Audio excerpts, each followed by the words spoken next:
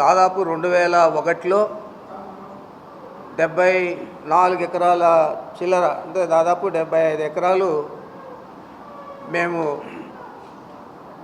అక్కడ సంబంధించిన వ్యక్తుల దగ్గర, ఆ మండలానికి సంబంధించిన వ్యక్తుల దగ్గర కొనుగోలు చేయడం జరిగింది. మా కుటుంబ సభ్యుల పేరు మీదుగా అవన్నీ కూడా రిజిస్టర్ చేయడం జరిగింది. దాన్ని అభూత కల్పనలు కలుపుతూ కేవలం 23 ఎకరాల భూమిని 75 ఎకరాలు ఎట్లా అయింది అని చెప్పి వాళ్ళు రాయడం జరిగింది. మరి నేను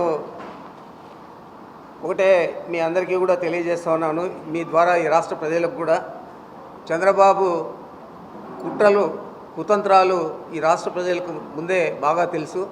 దాంట్లో ఇంకా పెద్ద ఎత్తున ఈరోజు మా మీద ఒక వ్యక్తిత్వ హననాన్ని చేపట్టాడు.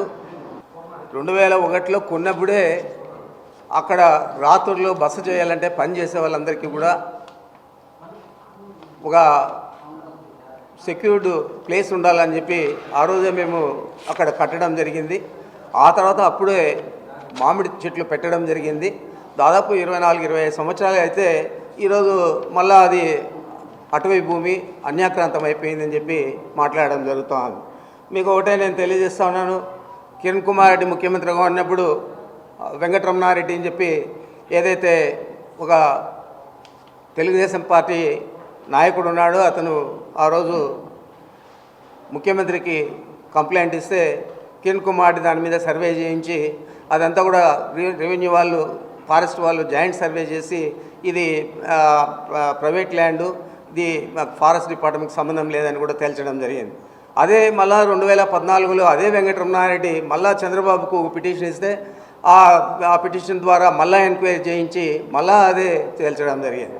వాళ్ళు హైకోర్టులో కూడా వెంకటరమణారెడ్డి వేస్తే హైకోర్టులో కూడా దాని మీద ఉత్తర్వులు ఇవ్వకుండా డిస్మిస్ చేయడం జరిగింది. 5 సంవత్సరాలు పరిపాలిస్తే ఎక్కడ చూసినా అరాచకాలు, ప్రజలు సొత్తు లాక్కోవడం, ప్రజలను భయభ్రాంతులు చేయడం, అలాగే ప్రభుత్వానికి సంబంధించిన ఖజానాను లూటీ చేయడమే కాకుండా ప్రభుత్వ ఆస్తులను కూడా దోచుకున్నారని ప్రతి ఒక్కరు చెప్పుకుంటున్నారు.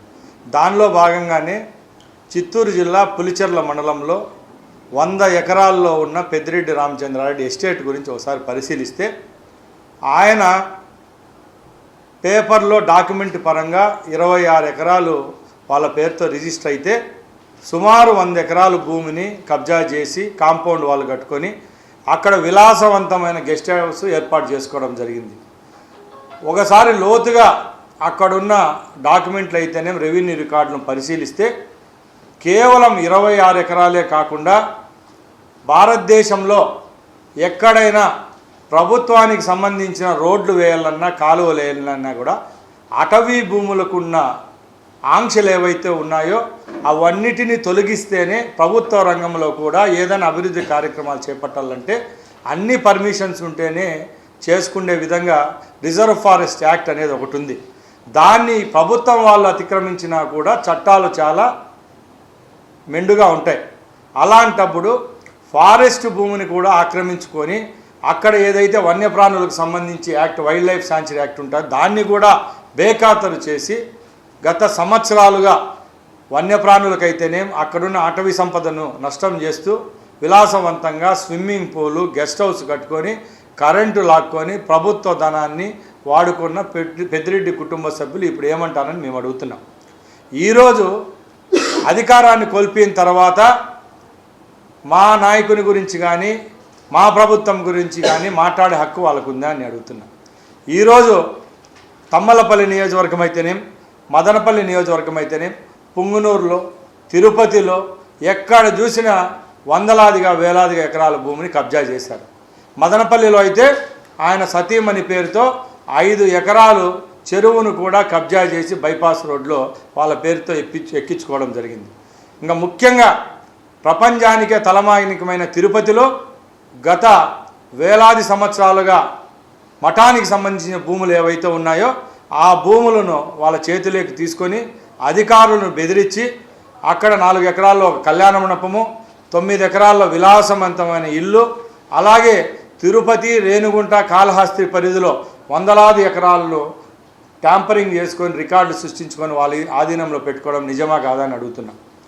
ఇంకా తంబలపల్లి నియోజకవర్గానికి విషయానికి వస్తే చెప్పని అవసరమే లేదు.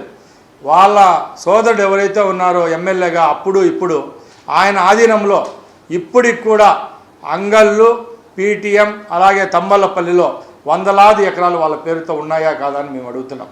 మేము పెద్దిరెడ్డి రామచంద్రారెడ్డి గారిని అలాగే వాళ్ళ కుమారుని మిథున్ రెడ్డి గారిని అడుగుతున్నాం. ఈరోజు కూడా మీరు గౌరవప్రదమైన ఎంపీ అలాగే ఎమ్మెల్యే హోదాలో మీ తండ్రి ఉన్నారు. మీరు నీతి నిజాయివంతులైతే ప్రభుత్వంకు సంబంధించిన మఠాలకు సంబంధించిన అటవీకి సంబంధించిన భూములను ఇప్పటికైనా ప్రభుత్వానికి అప్పజెప్పుతారా, లేకుంటే ప్రభుత్వం చర్యలు తీసుకోవాలని మేము సూటిగా వాళ్ళని ప్రశ్నిస్తున్నాం. ఎందుకంటే ఆ ప్రభుత్వాల్లో కూడా మీరు ప్రభుత్వ ధనాన్ని తీసుకునేదానికి అలాగే ప్రజల యొక్క మాన ప్రాణాలతో ఆడుకున్న ఘనత మీకే దక్కింది. ఆ రోజు రాష్ట్రంలో ఉన్న ఖనిజాలకు మంత్రి ఎవరంటే పెద్దిరెడ్డి రామచంద్రారెడ్డి. ఆ రోజు ఆయన నేతృత్వంలో ఉన్న ఖనిజ శాఖను రాష్ట్రంలో ఉన్న లాటరైట్ అనుకోండి, బాక్సైట్ అనుకోండి, సిలికా అనుకోండి, అలాగే ఇసుకను పక్క రాష్ట్రాలైన కర్ణాటక, తమిళనాడుకు తరలించలేదా అని మేము అడుగుతున్నాం. ఈరోజు కేవలం మీడియాలో వచ్చిన వార్తలను చూసి మేము స్పందించడం లేదు. మేము ఈ ప్రాంతంలో పుట్టిన బిడ్డలుగా, ఈ ప్రాంతంలో ఉన్న ప్రజాప్రతినిధులుగా అడిగే హక్కు మాకుంది. కాబట్టి మీరు ఎవరినైతే దైవంగా మొక్కుతారో ఆ స్వామి ఎవరైతే మీ ఇలవేల్పుగా ఉన్నారో సదుము అయ్యప్ప స్వామి సాక్షిగా మీరు ప్రమాణం చేసి తడి బట్టలతో వచ్చి ఇక్కడ ప్రమాణం